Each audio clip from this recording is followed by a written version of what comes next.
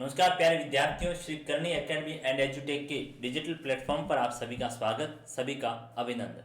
प्यारे विद्यार्थियों, हम बात कर रहे थे विश्व इतिहास के कुछ विषयों की, यानी विश्व इतिहास के परिदृश्य को मैं समझाने की वो कोशिश कर रहा था। हमने कहा था कि मानव का किस तरह से उदय हुआ और मानव ने विकास किया, सभ्यता विकसित हुई, मेसोपोटामिया जैसी सभ्यता है वो विकसित की मानव ने। मेसोपोटामिया के बाद में वो एक बड़ा साम्राज्य स्थापित हुआ, 3 महाद्वीपों में उस साम्राज्य का है वो विस्तार था।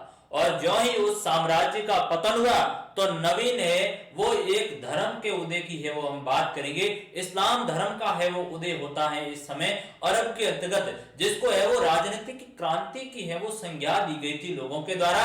और किस तरह से अरब कबीले एक होकर के एक बहुत ही बड़ा धर्म का है वो रूप ले लेता है। और आगे जाके मैं चीज बताऊंगा किस तरह से पैगंबर मोहम्मद साहब हैं वो आखिर इस्लाम धर्म के एक नव नेतृत्व करके सभी कबीलों को एक कर लेते हैं और एक एकीकृत इस्लाम धर्म की है वो स्थापना का कार्य प्रारंभ होता है। तो आज का जो हमारा चैप्टर होगा वो इस्लाम धर्म का उदय बहुत ही अच्छा है। वो हमारा ये चैप्टर बहुत ही अच्छे एक धर्म के बारे में मौलिक बातें दी हुई हैं और बहुत ही अच्छी है वो सरल चीजें आपकी दी हुई है। तो इसलिए आज इस्लाम धर्म के उदय की है वो बात करेंगे। ये जो हमारा अध्याय है, अध्याय चतुर्थ, वो यूनिट 2 का भाग है। यूनिट है सेकंड, उसका भाग है। और वह यूनिट सेकंड है विशेष, जिसका नाम था साम्राज्य। और इसमें है वो 3 हमारे बिंदु, 3 जो चैप्टर है इसमें। प्रथम था आपका 3 महाद्वीपों में फैला साम्राज्य, यानी रोमन साम्राज्य। अब है वो इसमें इस्लाम धर्म का है वो उदय।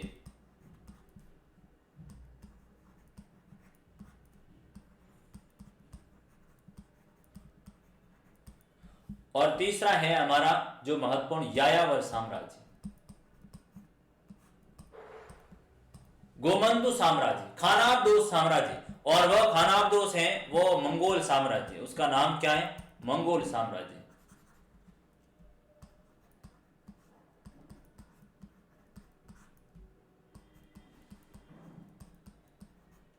मंगोल साम्राज्य। और मंगोल साम्राज्य का कौन है? हमारे चंगेज खान है। कौन है व्यक्ति? वह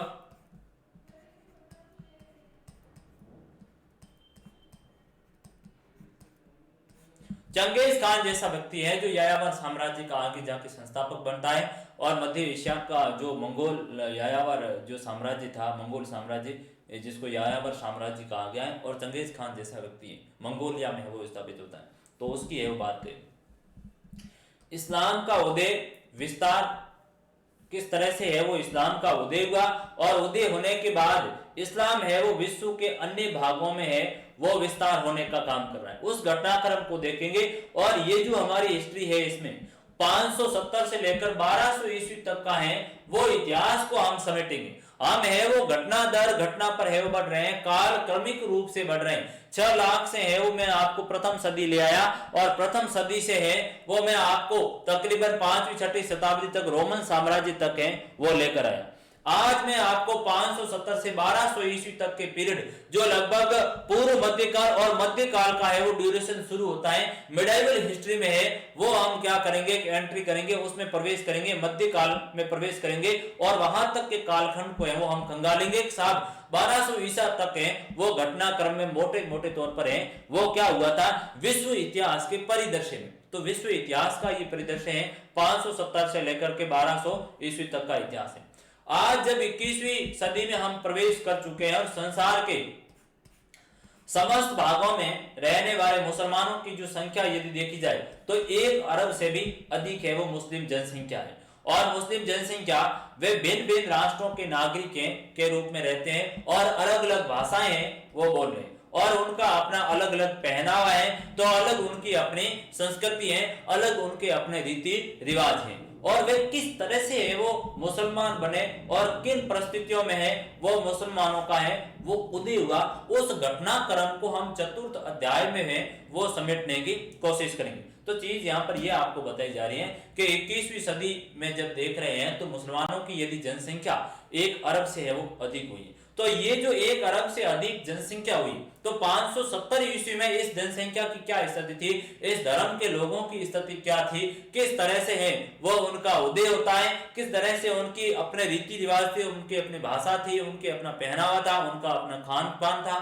तो उन स्थितियों को हम वो देखने की कोशिश करेंगे और इस धर्म के बारे में वो मौलिक रूप से जानेंगे कि इस धर्म के बारे में क्या क्या इसकी विशेषता रही और किस परिस्थिति में है वो इस्लाम धर्म का है वो उदय होने का काम हुआ और किन परिस्थितियों में भिन्न भिन्न परिस्थितियों के कारण है वे अपने अपने रास्तों के ऊपर है वो चल पड़े और फिर भी मुस्लिम समाज की जड़ें एक अधिक एकीकृत अतीत में है वो समाहित है, जिसका प्रारंभ लगभग है वो 1400 वर्ष पहले अरब प्रायद्वीप में हुआ था।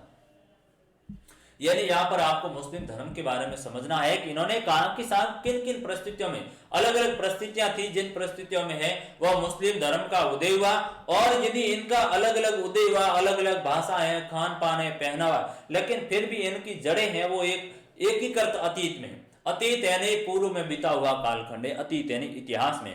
तो इतिहास में है वो इनकी अधिक जो एकीकृत जड़ें हैं उनको समझने की कोशिश करेंगे किस तरह से वो आज से तकरीबन 1400 वर्ष पहले अरब प्रायद्वीप में है वो इस्लाम धर्म का उदय हुआ और फिर इस्लाम धर्म है अरब प्रायद्वीप से होते होते यूरोप पहुंचा, अफ्रीका, एशिया के सभी भागों में है और इवन की ऑस्ट्रेलिया तक के प्रदेशों में है, अमेरिका तक है वो जाकर के इस्लाम धर्म है वो विस्तृत होने का काम हुआ। तो उस इस्लाम धर्म के बारे में है वो हम बात करेंगे। ये है वो इस्लाम धर्म की जो पवित्र पुस्तक है कुरान है। तो ये कुरान की एक तस्वीर लगी हुई है और ये मस्जिद के अंतर्गत बाहर इबादत करते हुए व्यक्ति का है परिदृश्य लगाया गया है, जो आपको एक बताने का काम करा है कि किस तरह का है वो मौलिक धर्म था, अच्छा धर्म था, जिनके बारे में हम अध्ययन करेंगे।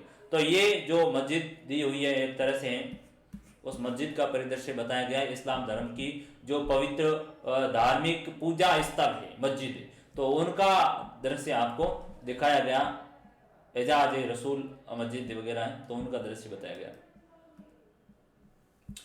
और साथ ही साथ इस अध्याय में हम इस्लाम के उदय और मिस्र से लेकर अफगानिस्तान तक के विशाल क्षेत्र में किस तरह से है वो इस्लाम का उदय हुआ था उसके बारे में वो देखने की कोशिश करेंगे कि साहब किस तरह से है वो इसका उदय हुआ और मिस्र से अफगानिस्तान तक के भागों में है वो फैला। साथ ही साथ हम देखेंगे कि इसकी 600 से लेकर 1200 ईस्वी तक की जो 600 साल का समय है, इस अवधि में जो ये मिस्र का इलाका है, अरब का और अफगान तक का क्षेत्र है वो इस्लामी सभ्यता का एक तरह से केंद्र बनता है, इस्लाम का है वो केंद्र बना और यहाँ से है वो इस्लाम का उदय होने के बाद में फलता फूलता रहा और विश्व के अन्य भागों में इस्लाम धर्म है वो फैलने का काम यहीं से वो होता है।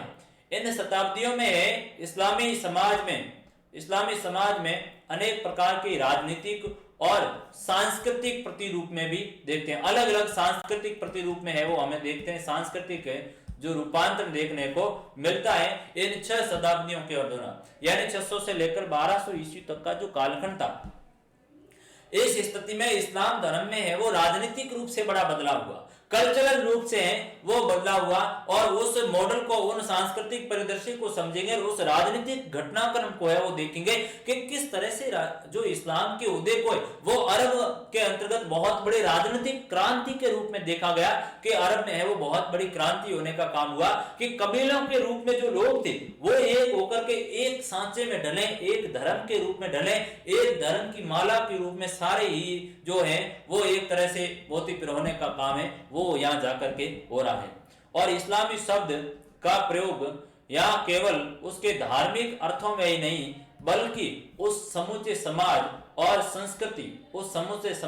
संस्कृति के लिए भी है किया गया जो ऐतिहासिक दृष्टि से इस्लाम से संबंध रखते हैं।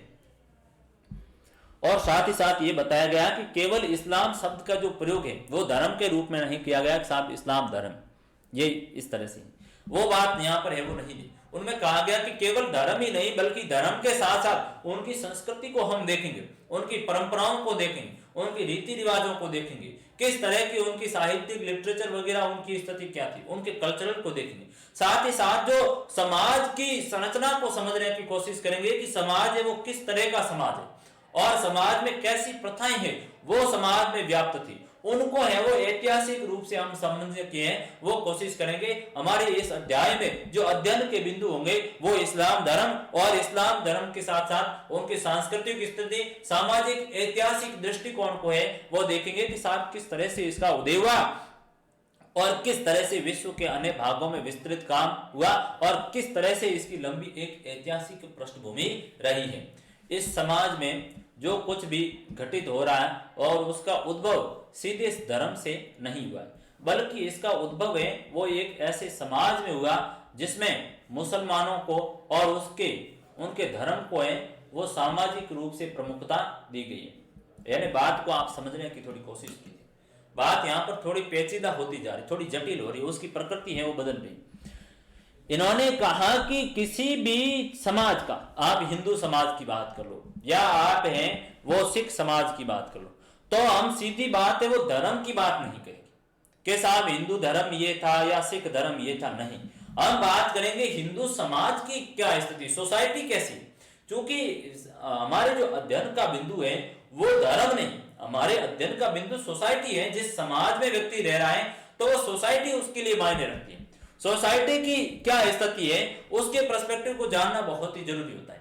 तो यहाँ पर जो हम इस्लाम धर्म की है वो बात कर रहे हैं, केवल धार्मिक दृष्टिकोण से नहीं कर रहे हैं, बल्कि वहां की सामाजिक स्थिति, सोसाइटी की जो समाज की संरचना है उस दृष्टि से देखेंगे कि सामाजिक स्थिति है वो इस्लाम धर्म की क्या थी।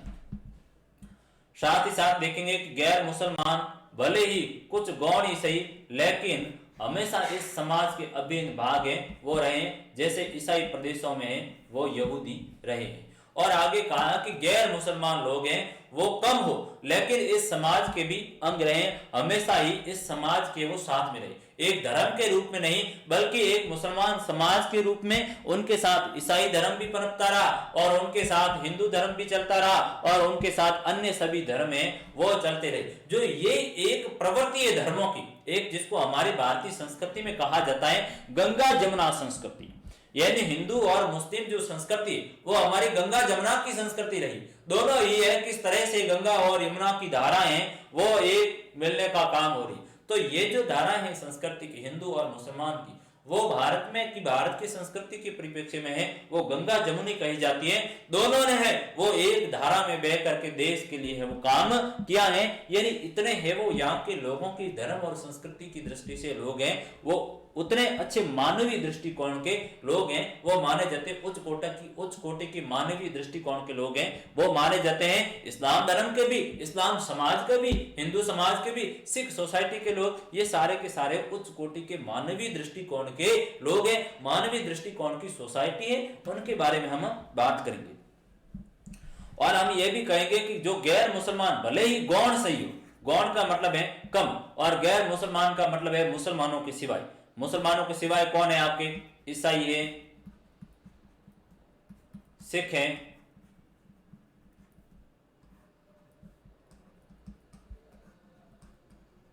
बौद्ध है,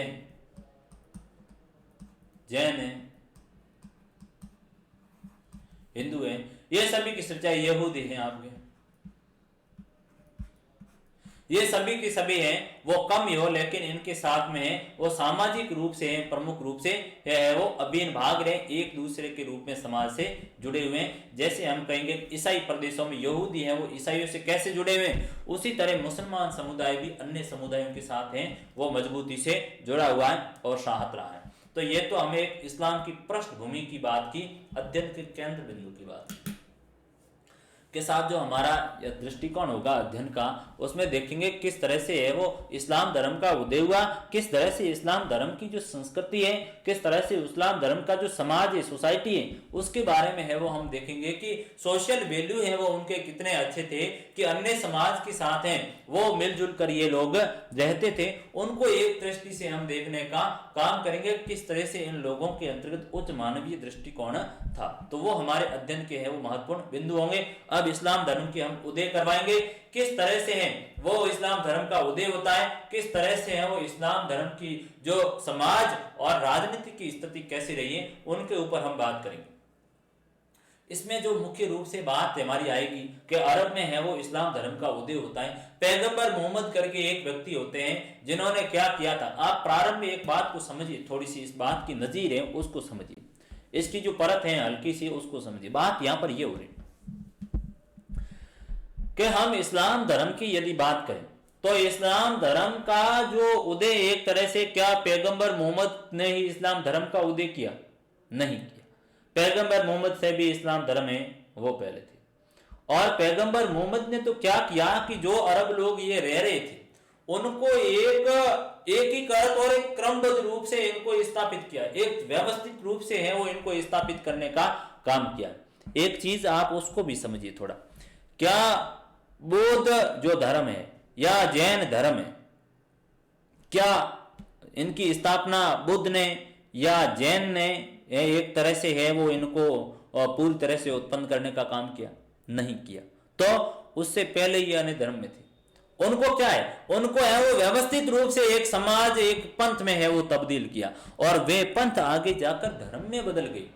तो धर्म है वो अकस्मात उत्पन्न होने वाली चीज नहीं है कि आप एक कम समय में धर्म को खड़ा कर दिया एक व्यक्ति को है वो मानो, नहीं, ऐसा नहीं होता। हिंदू धर्म को क्या कोई एक व्यक्ति है उसका धर्म का? नहीं, लंबे समय से है तो उसमें है वो सुधार दर सुधार होता रहा। उसी तरह बौद्ध धर्म है या जैन धर्म के लोग, हिंदू धर्म के लोग थे, वो एक व्यक्ति आया, मैंने उनको व्यवस्थित रूप से किया, बुद्ध हो गया। वो जैन हुआ तो महावीर स्वामी है, उन्होंने व्यवस्थित किया तो जैन हो गया। तो इस्लाम में भी ऐसी की ऐसी स्थिति है। पैगंबर मोहम्मद से पहले वो ये अरब लोग थे और अरब लोग है वो अलग अलग कबीलों के अंतर्गत रहते थे, जगह जगह पर है वो कबीलों के रूप में बंटे हुए थे और ये भी हिंदू धर्म की तरह बहुदेववादी थे। बहुत से देवताओं की है वो उपासना पद्धतियों में विश्वास करते थे और मूर्ति पूजा में है वो विश्वास करते थे। और हम देखेंगे कि किस तरह से जो पैगंबर मोहम्मद का है वो जन्म हुआ और पैगंबर मोहम्मद ने जो ये लोग अरब लोग हैं वो कबीलों में रह रहे थे और आपस में निरंतर है वो कलह कर रहे थे, झगड़े कर रहे थे, निरंतर है वो लड़ाई हमेशा ही होती रहती थी। तो पैगंबर मोहम्मद जैसा एक व्यक्ति आया और उस व्यक्ति ने क्या किया कि समाज में है वो एकता और व्यवस्थित करना चाहिए। तो पैगंबर मोहम्मद ने इन लोगों को कहा कि केवल और केवल है वो ईश्वर अल्लाह की उपासना करो और ईश्वर अल्लाह की उपासना करते हुए हम सभी एक हैं, हम भिन्न भिन्न नहीं है, हमारा ये कबीला अलग नहीं है, कोई कुरैशी कबीले का है या कोई शेख कबीले का है या अन्य कोई कबीलों, तो अलग अलग कबीलों के। तो उनको है वो पैगंबर मोहम्मद एक व्यवस्थित करना चाहते हैं और उस समाज को एक सिस्टमेटिक श्रृंखला में बांधने का काम है पैगंबर मोहम्मद कहते हैं। और उन लोगों को कहा कि साहब ये बहुदेव कुछ नहीं होता, देव एक ही है, एक ही ईश्वर है, अल्लाह है, ईश्वर है वो एक ही है। ज्यादा देव तो हम लोगों के द्वारा एक तरह से बनाए हुए देव, वास्तव में ईश्वर एक होता है और ईश्वर है वो कण कण और रज रज में व्याप्त है। तो फिर आप जगह जगह मूर्तियों की पूजा क्यों कर रहे हो, प्रत्येक कबीले के अपने देवता क्यों बना रहे हो, किस स्थिति में जी रहे हो? तो ऐसी स्थिति में उन सभी कबीलों को एक किया, ईश्वर एक में विश्वास करने की बात की गई और मूर्ति पूजा इनके ऊपर है वो रोक लगाने का काम किया, बहुदेव को रोक लगाया। और ऐसी स्थिति में पैगंबर जो मोहम्मद थे वो एक समय बाद में इस्लाम धर्म की सर्वोसर्वा व्यक्ति हैं वो बन गए और कहा कि साहब पैगंबर मोहम्मद ने कहा कि ईश्वर अल्लाह ने वो मुझे दूत के रूप में भेजा है कि जाओ और इन लोगों को है व्यवस्थित समाज को स्थापित करो, इसलिए मेरा है वो जन्म यहाँ पर हुआ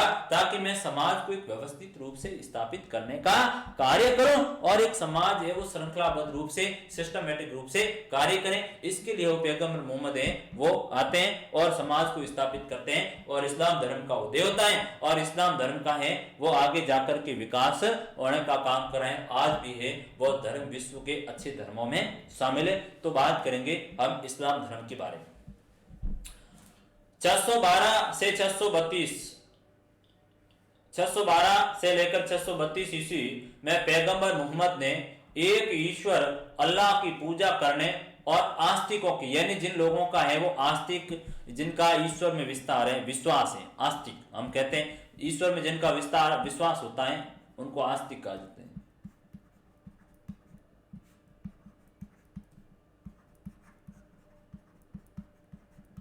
ईश्वर में विश्वास है तो आपको क्या कहा जाएगा?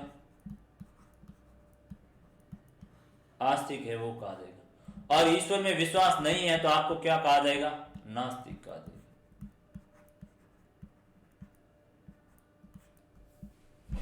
तो पैगंबर मोहम्मद ने क्या किया कि एक ईश्वर है, यानी ईश्वर में आप विश्वास रखो, लेकिन एक ईश्वर की है वो पूजा करो, और एक ईश्वर की पूजा करने वाले लोगों का है वो एक समाज के रूप में है वो उनको स्थापित करने का काम है वो किसने किया? पैगंबर मोहम्मद ने किया।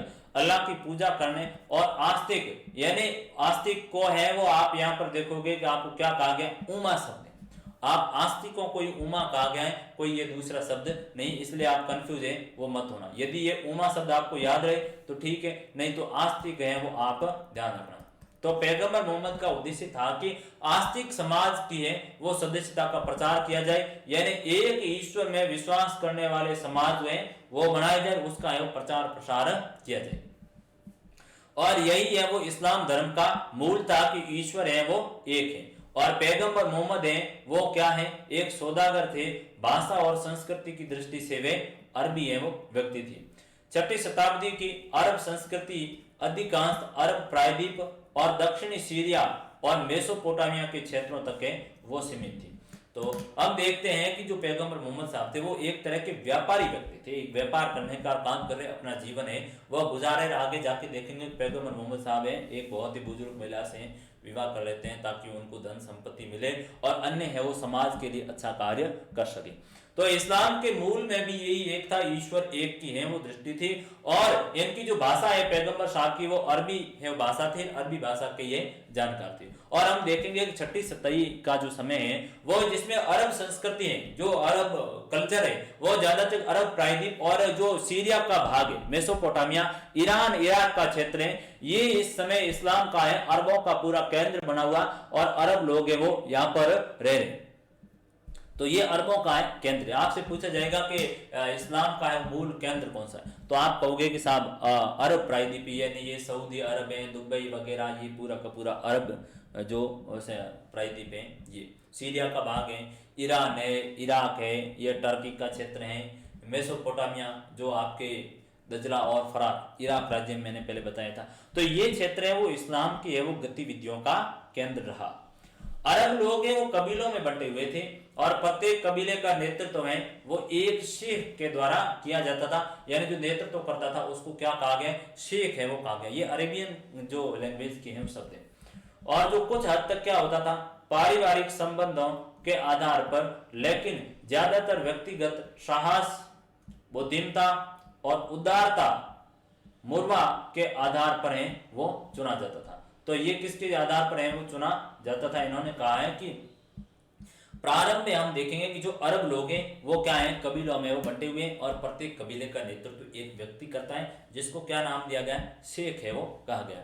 और ये शेख ज्यादातर क्या होते थे? जैसे मेरे परिवार का है दादा परदादा और उनका एक बड़ा कुटुंब कबीला है, तो उस कबीले का ज्यादातर कोशिश ये होगी कि उस परिवार के संबंधी हैं, रक्त संबंधी व्यक्ति हैं, वो ही उसका क्या होगा? एक तरह से वो नेतृत्व करेगा।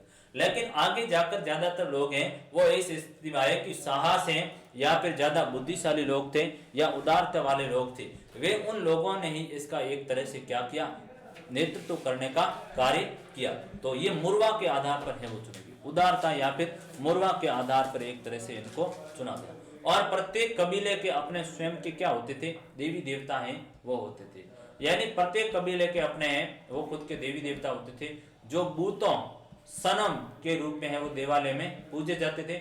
और बहुत से अरबी कबीले वो खानाबदोश थे, बद्दू थे, एक तरह से वो घूमने का है वो काम करते थे। तो ये अरबों की है वो एक तरह से स्थिति थी। हम देखेंगे कि साहब जो अरब कबीले हैं वो कैसे हैं, उनके प्रत्येक के अपने अलग अलग देवता है। मैंने कहा प्रत्येक कबीला अलग है तो उनके देवता भी अलग है। और देवताओं का जो पूजन है वो मूर्ति पूजारी की जाती थी, बूतों के रूप में, सनम के रूप में है वो मूर्ति पूजा होती है। बूत है यहाँ पर मूर्ति के रूप में वो उनको पूजा जाता है, इनको देवताओं को। तो ये किससे मिलती जुलती आ रही है? हमारी जो धर्म की तरह है वो इस तरह की है वो स्थितियां यहाँ पर आती थी।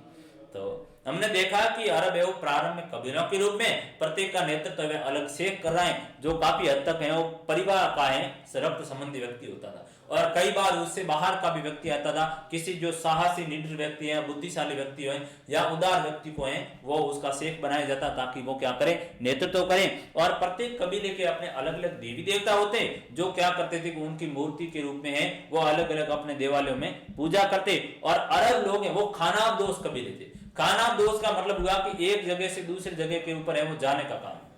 खानाबदोश का मतलब होता है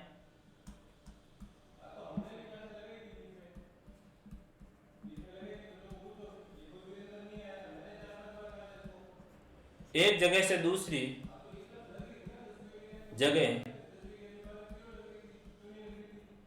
जाने वाले।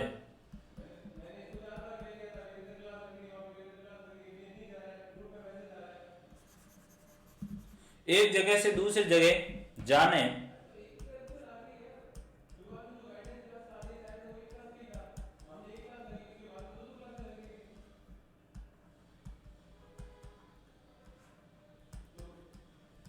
जाने वाले लोगों को क्या कहा जाता है? अक्सर खानाबदोश कहा जाता है या बद्दू कहा जाता है। तो ये जो प्रारंभ में कबीले थे वो कैसे थे? खानाबदोश थे। एक जगह से दूसरी जगह पर है वो भटकाव की स्थिति में है वो निरंतर चलते थे और पूजा के रूप में है वो मंदिरों के अंदर और पूजा करते थे। मूर्ति पूजा का ये जो कबीले लोग हैं वो काम करते थे। ठीक है, आगे देखेंगे कि ये जो कबीले जो खाद्य यानी भोजन के लिए मुख्यतः खजूर और अपने ऊंटों के लिए चारे की तलाश में है वो रेगिस्तान में सूखे क्षेत्रों से हरे क्षेत्रों यानी नकली स्थान की ओर है वो जाते रहते थे। तो ये कबीला है। एक आप देखो कि कबीला होगा वो क्या करेगा? कबीले का जो जीवन का आधार है वो क्या है? उनके पशु है। और पशु है तो क्या करेगा? क्या पशुओं के लिए एक ही जगह के ऊपर टिक कर रह सकते हैं? नहीं रह सकते। क्योंकि आप देखोगे अरब प्रायद्वीप को, अरब जो सिनेरियो को देखोगे तो अरब प्रायद्वीप है, पेंसुलर है, तो अरब प्रायद्वीप है वो ज्यादातर रेगिस्तानी का ये क्षेत्र है, वहां पर है वो पानी की अक्सर है वो कमी। इसके लिए आप देखोगे खजूर की ये खेती है वो अरब ज्यादा है, वो खजूर अरब से ही आती है। साथ ही साथ आप देखोगे बहुत से लोग यहाँ से जाते हैं ऊंट पालन करते हैं अरब में जाकर के। साहब कहाँ है कि फलाना जी तो हमारे अरब गए हुए, तो वे अरब में आज भी ऊंटों का है वो पालन ज्यादा हो रहा है, चूंकि रेगिस्तानी जैसे क्षेत्र है। तो ये जो कबीले के लोग हैं वो रेगिस्तानी क्षेत्र यानी सूखे क्षेत्र से हैं, वो हरे भरे क्षेत्र यानी नकली स्थान को जाने जाते हैं। हरे भरे क्षेत्रों को है वो नकली स्थान कहा जाता है और रेगिस्तान को है वो चोलिस्तान कहा जाता है। रेगिस्तान जो शब्द है उसको चोलिस्तान कहा जाता है।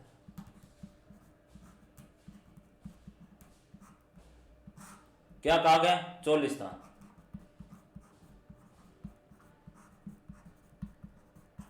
सूखे क्षेत्रों को चोलिस्तान और हरे भरे को क्या कहा गया?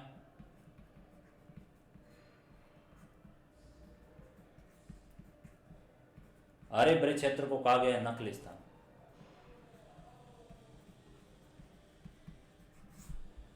नकलिस्तान, हाँ। तो ये क्या करते थे? अपने पशुओं के चारे के लिए है वो ऊंटों के लिए वो चारे की तलाश में सूखे स्थान से हरे क्षेत्रों की ओर जाते थे और कुछ शहर में जहां जाते वहां बस जाते थे, अथवा क्या करते थे ये लोग? व्यापार अथवा खेती का है वो कार्य करते थे। और पैगंबर मोहम्मद का अपना जो कबीला था वह कुरैश कबीला था या कुरैशी कबीला था, जो कहां पर रहते थे? ये मक्का में है रहते थे और उसका वहां के मुख्य धर्म स्थल पर के ऊपर क्या था? नियंत्रण था। बात हमारी आगे बढ़ रही है, मोहम्मद साहब तक है वो हम जाएंगे। स्थिति कही गई है कि जो मोहम्मद साहब हैं वो एक तरह से आप कहोगे कि एक कुरैशी करके एक कबीला है मक्का का, उस कुरैशी कबीले के मोहम्मद साहब थे और उनके जो धर्म स्थल के ऊपर जो कुरैशी कबीला का धार्मिक स्थल है उनके ऊपर मक्का में क्या था? मोहम्मद साहब का है वो एक तरह से नियंत्रण था। कहा? कुरैशी कबीले में, उस मक्का के ऊपर, वहां की जो धर्म स्थल है उनके ऊपर।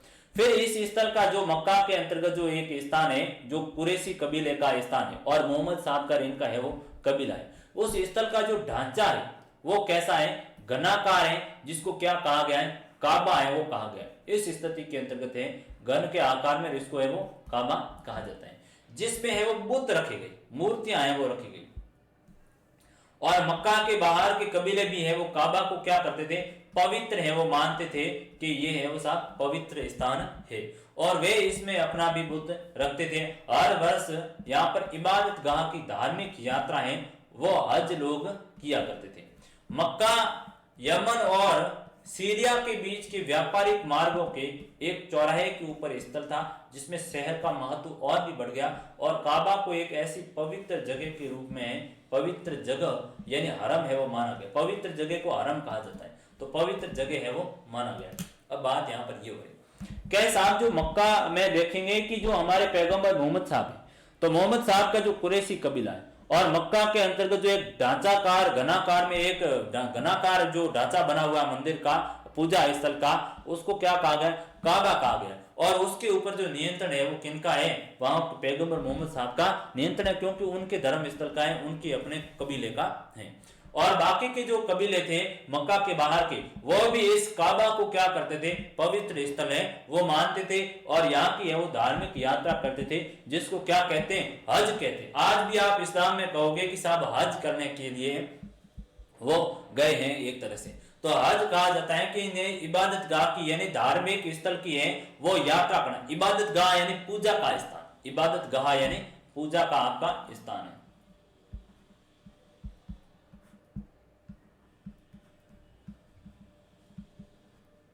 पूजा का आपका जो स्थान है उसको इबादत गाह कहा गया है, और इसकी है वो धार्मिक यात्रा हज है वह कहलाती है। मक्का है वो यमन और सीरिया के बीच के व्यापारिक मार्ग के ऊपर स्थित होने से इसका और भी है वह महत्व हो जाता है, चूंकि एक तो यहाँ से जो ज्यादातर व्यापारिक गतिविधियों का है वो ये केंद्र रहा था, और काबा को वो एक जगह से पवित्र स्थान के रूप में वो मान्यता है। इस्लाम धर्म के अंतर्गत काबा को पवित्र जगह के रूप में मान्यता दी गई है हमारे, जहां पर है वो हिंसा क्या थी? वर्जित थी। ठीक है, जहां हिंसा है वो वर्जित थी, और सभी दर्शनार्थियों को सुरक्षा है भी प्रदान की जाती थी। ये कहां पर स्थिति हो रही है? काबा में स्थिति हो रही। ठीक है, और तीर्थ यात्रा और व्यापार ने इन खानाबदोशों यानी जो एक जगह से दूसरी जगह जाने वाले लोगों में, खानाबदोश यानी आप एक तरह से कहो तो ये अनपढ़ थे, या गंवार शब्द जो कहते हैं वो तो नहीं कहोगे, एक तरह से अनपढ़ थे, एक जगह से दूसरी जगह जो लोग चलते रहते थे, क्योंकि पशु चराते थे तो बेचारे लोग एक जगह से दूसरी जगह जाना स्वाभाविक है। तो यहाँ पर ये लोग खानाबदोश थे, और ये कबीले जब तीर्थ यात्रा और व्यापार के लिए है वो जो आगे जाते रहते हैं, तो आगे जाकर है वो उनमें एक दूसरों के अंतर्गत है वो एक तरह से जो मेल मिलाप का दौर है वो होता है। तो तीर्थ यात्रा और व्यापार ने खानाबदोश और बसे हुए कबीलों को एक दूसरे के साथ बातचीत करने और अपने विश्वासों और रीति रिवाजों को आपस में बांटने का है वो मौका दिया। हालांकि बहुदेववादी अरबों को है वो अल्लाह कहे जाने वाले परमात्मा की धारणा के बारे में अस्पष्ट ही जानकारी थी। संबंध उनके बीच में रहने वाले यहूदी और ईसाई कबीलों के प्रभाव के कारण हुआ, लेकिन मूर्तियों और इबादत गाहों के साथ उनका लगाव सीधा और मजबूत था। यहाँ पर जो घटनाक्रम है वो आगे बढ़ रहा है साहब। काबा में लोग आ रहे हैं तीर्थ यात्रा करने के लिए, हज के लिए है वो लोग आ रहे हैं। जो लोग हज के लिए आ रहे हैं और लोगों में है वो हिंसा है वो वर्जित थी, और सभी लोगों को है वो दर्शन करने आते हैं, उनको सुरक्षा भी दी जाती है। तो अब यहाँ से व्यापारी का समूह भी है वो निकलता, तो यहाँ से काबा से होके निकलता, साहब यहाँ से होके चलते हैं, कुछ व्यापार भी हो जाएगा, वहां हमें सुरक्षा भी है वो मिल रही, और दर्शन करके भी निकलेंगे। ऐसा हुआ तो जो ये कबीले के लोग थे वो एक दूसरे के नजदीक आने लगे, उनसे बातचीत करने लगे, और अपने एक दूसरे के विश्वास और रीति रिवाजों को है वो एक दूसरे के साथ साझा करने लगे, ताकि है वो इनमें क्या हो कि कैसे करके एक समन्वय है वो आने का काम करे। हालांकि अरब है वो बहुदेववादी थे, अपने प्रत्येक कबीले का अलग अलग देव, वो अल्लाह परमात्मा एक अल्लाह ईश्वर को आज तक नहीं मानने को तैयार, वो आज तक के अपने अलग अलग देवताओं को मानने का काम करा। और जब पैगंबर मोहम्मद कहेंगे कि नहीं ईश्वर अल्लाह एक है, तो ऐसी स्थिति मोहम्मद साहब को वहां से भगा दिया जाएगा कि भाग यहाँ से, सब झूठी बात, ऐसी बात नहीं, हमारे अपना देवता अलग है। जैसे हम लोग अक्सर कहते हैं, कोई कहता हमारे तेजा जी है, कोई कहते हैं हमारे जाबा जी है, कोई कहते हैं हमारे अन्य देव है, गोगा जी और जी जो भी है। तो हमने भी क्या किया, हमने भी वो अपने अलग अलग देवता मान लिया। अब दूसरे से कोई व्यक्ति आकर कहेगा मेरे जैसा व्यक्ति कि नहीं सभी देवता एक है, मुझे लट मार के वहां से भगाओगे कि आपको क्या पता तेजा जी हमारे अलग देव, आपको पता नहीं गोगा जी अलग है।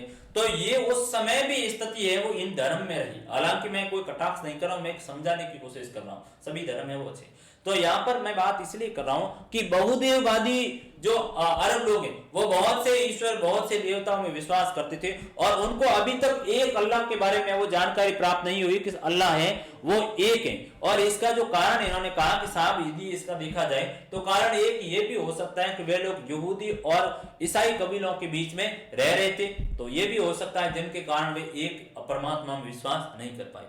और दूसरा है वो उनका हाल तक संबंध है वह मूर्तियां और पूजा स्थलों से गहरा नाता। अरब लोग मूर्ति पूजा को है वो ज्यादा बल देने का काम कर रहे हैं, तो अभी तक है वो उसमें एक ईश्वर की धारणा है वो हाल तक नहीं आई, अपने अलग अलग देवताओं की पूजा का काम है वो कर रहे हैं। सन 612 ईस्वी के आसपास पैगंबर मोहम्मद ने अपने आप को खुदा का संदेशवाहक यानी रसूल है वो घोषित किया, और जिन्हें यह प्रचार करने का है वो आदेश दिया गया है कि केवल अल्लाह की आराधना करो, अल्लाह की ही है वो इबादत करो, अल्लाह की है वो प्रार्थना करो आप। ऐसा किसने कहा? मोहम्मद साहब ने वो कहा गया। और इबादत की विधियां वो भी बड़ी सरल थी, जैसे दैनिक प्रार्थना करना, सलात है, दैनिक प्रार्थना सलात, और नैतिक सिद्धांत जैसे खैरात बांटना, चोरी नहीं करना, ये है वो सामान्य पद्य। अब यहां पर बात है वो चीजें थोड़ी बदल रही है। पैगंबर मोहम्मद साहब ने काफी समय तक तो देखा कि इनको है वो समझाया कैसे जाए। अलग अलग कबीले हैं, अलग अलग देवता लेके बैठे हैं, अलग अलग पूजा की पत्तियां लेके बैठे हैं। तो पैगंबर मोहम्मद ने कहा कि हमें है वो एक करना। तो 612 के आसपास है वो पैगंबर मोहम्मद साहब ने घोषित किया कि मैं है अपने आप को खुदा का संदेशवाहक है, वो मुझे खुदा ने भेजा है अपने संदेशवाहक के रूप में है। खुदा यानी अल्लाह ने है वो मुझे अपना संदेश देके भेजा है कि तू जा पैगंबर, और जाकर के सभी है वो इन अरब लोगों को ये समझाने की बात कर, और ये कहे कि मैं एक हूं, मेरी अलग अलग रूप में पूजा मत करो, मैं अल्लाह ईश्वर हूं, वो एक हूं, और सभी है वो मेरी एक अल्लाह के रूप में है वो पूजा करो। और आपको इसके लिए बड़े मंदिर जाने की, मस्जिद जाने की, आपको मूर्तियां बनाने की या फूल चढ़ाने की ऐसी कोई आवश्यकता नहीं। मुझे साधारण स्वरूप में याद करो, जहां भी बैठे हो वहां बैठ करके मुझे है वो याद कर लो, तो वो मैं है आप लोगों को क्या करूंगा, जो आपकी जो इच्छाएं होगी वो मैं पूरी करूंगा, आप लोगों का जो विश्वास है मेरे प्रति उस पर है वो खरा उतरूंगा। ऐसा कौन करे? ऐसा है वो पैगंबर मोहम्मद साहब करे। तो पैगंबर मोहम्मद साहब ने 612 के आसपास है वो जाकर के अपने आप को ईश्वर का, खुदा का है वो अल्लाह का संदेशवाहक है घोषित किया, और संदेशवाहक को रसूल कहा जाता है। पैगंबर मोहम्मद ने अपने आप को रसूल घोषित किया, और किसका? अल्लाह का रसूल है वो घोषित किया, और कहा कि अल्लाह ने है वो मुझे कहा केवल अल्लाह की ही आराधना करो, केवल ईश्वर की ही आराधना करो। और ईश्वर की जो आराधना, इबादत, जो प्रार्थना है वह बड़ी सरल है, जिसमें दैनिक प्रार्थना करना, नैतिक सिद्धांत है, खैरात बांटना, यानी आप है वो दान दक्षिणा देने का काम करो। खैरात बांटना यानी खाद्य पदार्थ वगैरह चीजें देना, दान दक्षिणा देना, चोरी नहीं करना, ये है वो किसने कहा है? अल्लाह ने वो कहा है। पैगंबर मोहम्मद ने बताया कि उन्हें आस्तिकों के एक ऐसे समाज की स्थापना करनी है जो सामान्यतः धार्मिक विश्वासों के जरिए आपस में जुड़े हुए, और इस समाज के लोग ईश्वर के सामने और अन्य धार्मिक समुदायों के समक्ष धर्म के अस्तित्व में अपना विश्वास, अपना शहादा है वो प्रकट करते हैं। और पैगंबर मोहम्मद के संदेश ने मक्का के उन लोगों को विशेष रूप से प्रभावित किया जो अपने आप को व्यापार और धर्म के लाभों से वह वंचित महसूस करते थे, और एक नई सामुदायिक पहचान की है वो बांट देते थे जो इस धर्म के सिद्धांत को स्वीकार कर ले और उन्हें है वो मुसलमान कहा जाए। ठीक है सर, बात यहाँ पर ये आई है कि मोहम्मद साहब कह रहे हैं कि मुझे क्या करना है, कि मोहम्मद साहब कह रहे हैं कि मुझे है वो जल्दी से ही क्या करना है कि एक ऐसी समाज की है वो स्थापना की बात है। वो पैगंबर मोहम्मद ने कहा कि उन्हें एक आस्तिक के ऐसे समाज की है वो स्थापना करना, ताकि क्या है कि धार्मिक विश्वास के जरिए हैं वो सभी लोग आपस में जुड़े हुए हो, और ये जो समाज के लोग हैं वो ईश्वर के प्रति, सभी धर्मों के प्रति हैं वो एक भाव है वो इस समुदाय के लोगों में हो, और एक दूसरे के प्रति है वो विश्वास रखने का काम करें। और पैगंबर मोहम्मद के संदेश ने मक्का के उन लोगों को विशेष रूप से प्रभावित किया जो अपने आप को व्यापार और धर्म के लाभ से वंचित करते थे। अब ये जो स्थिति हुई, पैगंबर मोहम्मद ने कहा कि मैं एक ऐसा आस्तिक यानी विश्वास, मैं एक ऐसे धर्म के लोगों का है, एक ऐसे जो ईश्वर अल्लाह एक में विश्वास करने वाले लोगों का एक समाज स्थापित करता हूं, जिसमें सामान्य जो धर्म है वो विश्वास के जरिए आपस में जुड़ा हुआ है। आप ईश्वर में विश्वास करो, चाहे किसी भी कबीले को कि अल्लाह एक है, तो आप उस समाज के क्या बन गए हो? हिस्सा बन गए हो। और इस समाज के लोग वो ईश्वर के सामने और अन्य जो सभी धार्मिक समुदाय उनके भी सामने वो समान विश्वास है वो प्रकट करते हैं। और जब ये स्थिति आई तो बच्चों ताजुब करोगे कि उस समय मक्का में वे लोग रहते जिनका बेचारों का कुछ व्यापार नहीं था, उनको है वो धर्म से रखा गया था, अलग वंचित रखा गया, उनके कोई धार्मिक स्थल नहीं। वे लोग बहुत प्रभावित हुए कि हाँ ये व्यक्ति आगे आया है, ये हमारे लिए बहुत ही कुछ है, वो क्रांतिकारी कार्य करने वाला है।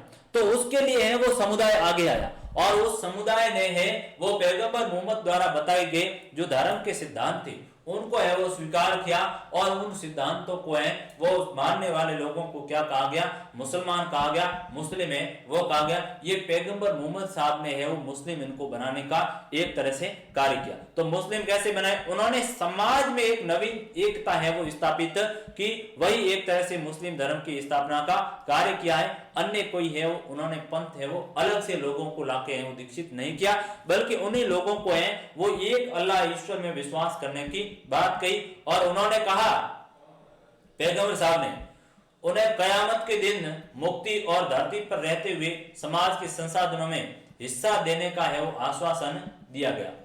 मुसलमानों को शीघ्र ही मक्का के समृद्ध लोगों के भारी विरोध का है वो सामना करना पड़ा, जिन्हें देवी देवताओं का ठुकराया जाना बुरा लगा और जिन्होंने नए धर्म को मक्का की प्रतिष्ठा और समृद्धि के लिए खतरा समझा। सन 622 में पैगंबर मोहम्मद को अपने अनुयायियों के साथ मक्का से मदीना की ओर है वो जाना पड़ा। अब विरोध स्वाभाविक है, दुनिया का उसूल है जब जब जो अच्छी स्थिति आएगी, व्यक्ति अच्छा काम करेगा, आप उसका विरोध करेंगे, आप उसको स्वीकारेंगे नहीं, उस व्यक्ति को है वो लात मारकर आप वहां से भगाओगे और कालांतर में बाद में एक निश्चित एक लंबा समय बीतने के बाद उस व्यक्ति के सिद्धांतों को आप स्वीकार करोगे। ये संसार का उसूल रहा है, यहां पर भी यही स्थिति रही।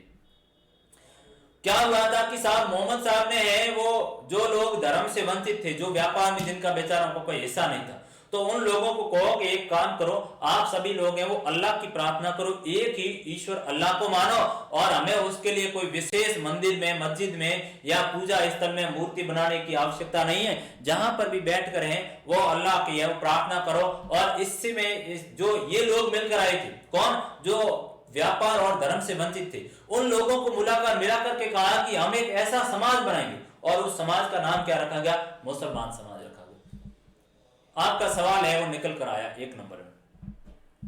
2 नंबर में आपसे सवाल निकल कर आया कि मुसलमान है वो किसे कहेंगे, क्या जवाब बताओगे आप जवाब कहोगे कि सर मुसलमान पैगंबर मोहम्मद द्वारा जो धर्म, पैगंबर मोहम्मद द्वारा मक्का में जो लोग व्यापार और धर्म से वंचित लोग थे उन लोगों को एक नवीन समाज में बांधा, जिस समाज में कहा गया कि ईश्वर एक है और इस ईश्वर की पूजा के लिए आपको है वो किसी भी तरह की मूर्ति की आवश्यकता नहीं है, और एक नवीन समाज बनाया। उस समाज का नाम क्या रखा गया, मुसलमान है वो रखा गया। और साथ ही साथ ये भी कहा गया कि कयामत के दिन है, मुक्ति के दिन है, वो आपको सारा का सारा है संसाधनों में हिस्सा दिया जाएगा। जब ये घोषणा की तो साहब जो सीधे मक्का में जो वहां पर व्यापारी लोग हैं, समृद्ध लोग रह रहे थे, उनको बड़ी आघात पहुंची। क्यों? क्योंकि उनका व्यापार खराब होगा, उनके अलग अलग देवी देवताओं थे, प्रत्येक को वो स्वीकार करने को तैयार थे नहीं। तो उन्होंने कहा कि ये तो व्यक्ति है वो हमारे धर्म के खिलाफ है वो काम कर रहा। तो ऐसी स्थिति में भारी विरोध किया और मोहम्मद साहब को वहां से है उन लोगों ने वो वहां से निकाल दिया गया।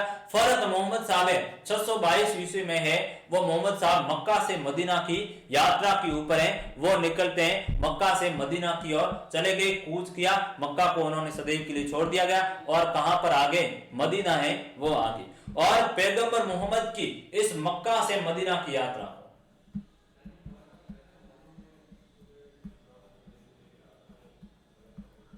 मक्का से मदीना की यात्रा को इतिहास में है वो हिजरी के नाम से है वो इसको कहा गया, हिजरी कहा गया, हिजरी है वो कहा गया। और इसी हिजरी के नाम पर है वो आगे जाकर के जो हिजरी संवत है वो प्रारंभ होता है। 622 में है वो मुसलमानों के लिए हिजरी संवत है वो प्रारंभ होता है।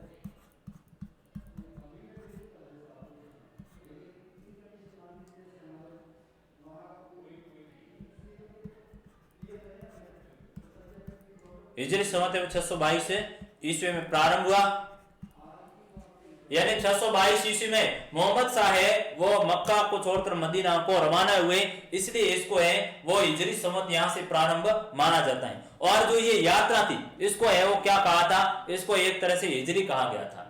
या है वो हज तो हमारा है वो मक्का की यात्रा करते हैं कहीं से तो हज कहलाती है, लेकिन मक्का से जो मदीना की है वो हिजरी है वो कहलाती है। तो पैगंबर मोहम्मद साहब की ये यात्रा, इस यात्रा यानी मक्का से मदीना की यात्रा, हज से इस्लाम के इतिहास में एक नया मोड़ आया और जिस वर्ष उनका आगमन मदीना हुआ, मदीना में आए, उसी वजह से मुस्लिम कैलेंडर है वो हिजरी सन में हिजरी संवत का प्रारंभ हुआ और मक्का से मदीना की यात्राएं वो हिजरी कहलाई।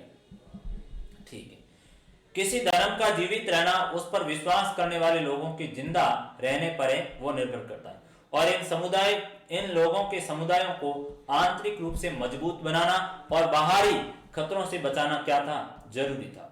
सुदृढ़ीकरण और सुरक्षा के लिए है और राजनीतिक संस्थाओं की भी आवश्यकता होती है, जैसे राज्य और सरकारें जो या तो पीछे से विरासत में प्राप्त होती हैं या फिर बाहर से प्राप्त होती हैं, जिनका निर्माण है वो बिल्कुल नए सिरे से करना होता है। यानी इन्होंने कहा कि किसी भी धर्म का जीवित रहना उस समाज के अंतर्गत लोगों का विश्वास है उन्हीं पर ही निर्भर करता है, वह लोग कितना है वो उस धर्म में है वो विश्वास करते हैं। उस धर्म में यदि आपका है वो विश्वास ज्यादा है तो उसी विश्वास के बलबूते के ऊपर है वो धर्म क्या रहेगा, जिंदा है वो रहेगा, और उस धर्म का जो वजूद है वो उस धर्म में विश्वास करने वाले लोगों के ऊपर है वो निर्भर करता है। इस तरह हमारा एक नया धर्म है वो अस्तित्व में आ गया है, उस धर्म का नाम है वो रखा गया इस्लाम धर्म रखा गया।